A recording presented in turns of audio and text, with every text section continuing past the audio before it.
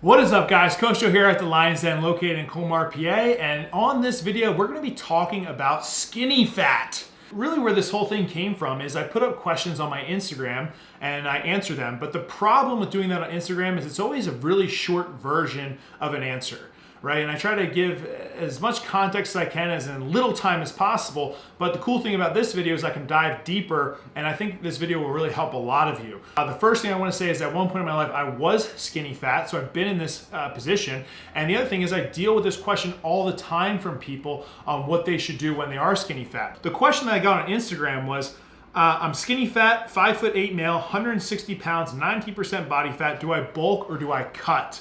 Great question. We're going to answer it. The first thing I want to define is basically what is skinny fat.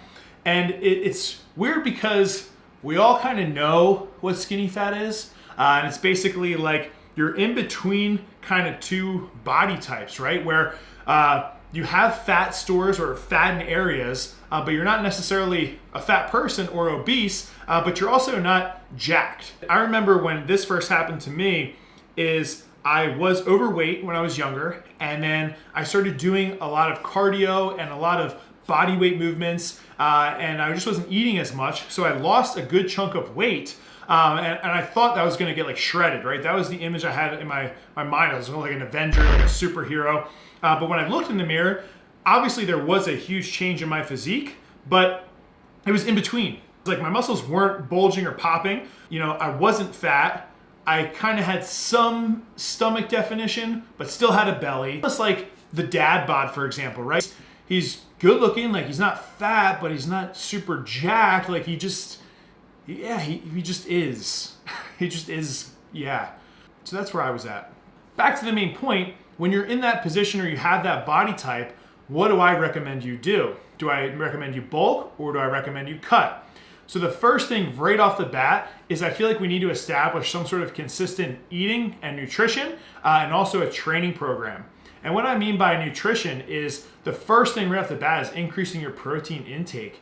And a really basic rule of thumb is having some sort of protein source the size of your hand with every meal. But just having a gram of protein for however much you weigh. Okay, so if I weigh 160 pounds, I want to try to get in 160 grams of protein. And that's an issue I see across the board with a lot of people I work with, is that they're not getting adequate amounts of protein, and they're also not consistently eating throughout the week. Like maybe one day out of the week, right, they're at maintenance calorie. Then the next day in the week, they're at a deficit. And then the day after that, they're eating a ton, right? It's the weekend, they start binge eating and going out and kind of just like lose control. What I would try to say is try to develop some sort of consistency with your meals and increase that protein. So with that increased protein, you're going to build muscle, okay? Protein is the foundation for just building muscle in general. You know, maybe throw in more fruits and vegetables, maybe cut out the processed food. You know, slowly try to chip away at just developing better nutrition.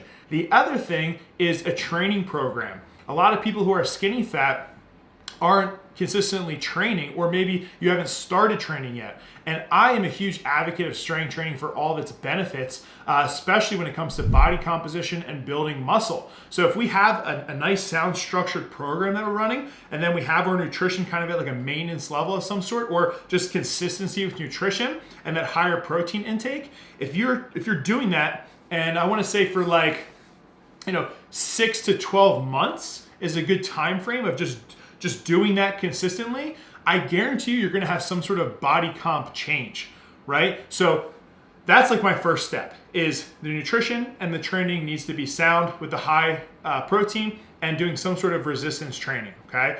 My mistake was I was doing a ton of cardio and I wasn't building muscle. So if you're exercising, but you're not using the proper modalities to build muscle, you probably are gonna end up in that category of like a skinny fat type of body type. So make sure that we're doing resistance training and we're fueling our body accordingly. And what I mean by body recomp is during that time, you're probably gonna lose some of that fat and you're probably gonna gain muscle. A lot of people are like, you know, Can you body recomp? I've heard that it's really difficult to do. Well, the best case scenario for a body recomp is people who are just starting to train or people who are overweight and are novice lifters. Because when they throw that new stimulus in with better eating habits and a training plan, we tend to drop body fat, we tend to build muscle, and I guarantee you over that 6 months to a year, when you look in the mirror, you're gonna now have more muscle, you're probably gonna have less fat, and that's gonna put you in a better position to then make the call whether you want to bulk or then you want to cut. And when you get to that position, it's totally up to you. You know, if you're happy with how your physique looks and you've put on more muscle and then you want to diet down or go in a deficit and kind of reveal that muscle that you've built, then do the deficit, you know, a slow deficit. Just drop your calories by 500 calories and maybe increase your daily step count. Very simple stuff here. Do that for a couple months and then you can be like, okay, well, this is where I'm at. If you like it, stay there, okay? Figure out where your maintenance level is and just keep that physique. Now, if you find that and you're like, you know what, I like where I'm at, but I want to increase muscle, now you have a better base to put on that muscle. So from there, I would probably do a massing phase. And the massing phase is the opposite of the deficit. We just increase those calories by 500 calories. We see how that works over the course of a couple weeks. If the scale is going up and our nutrition's more in track, right? We're eating a high protein diet. We've increased those carbohydrates around training. We're having moderate fats. Then you're gonna see that you are putting on good quality muscle, but you're not so worried about being fat, right? Where in the beginning, if you just started and you put on a lot of size, you're probably not gonna be as happy with your physique because you're like, well, yeah, I got bigger, but now I just look more fat.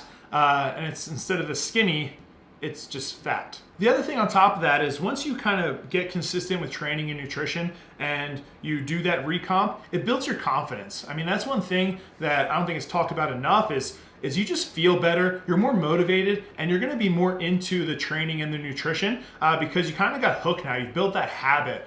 So that's kind of the route I would take. So just a quick recap, guys. If you made it this far in the video, I really recommend you guys like the video, subscribe to the channel, really appreciate it, means a lot. But if you were my client working with me, first thing we would do is just get a baseline of nutrition. We'd increase that protein to around 1 gram per body pound. So if you're 160 or 150 pounds, you're eating 3 meals a day, I would try to get in 50 grams of protein per meal or do 3 meals with a little bit less protein, then have a shake as like a snack, anytime during the day to hit that kind of general target of protein.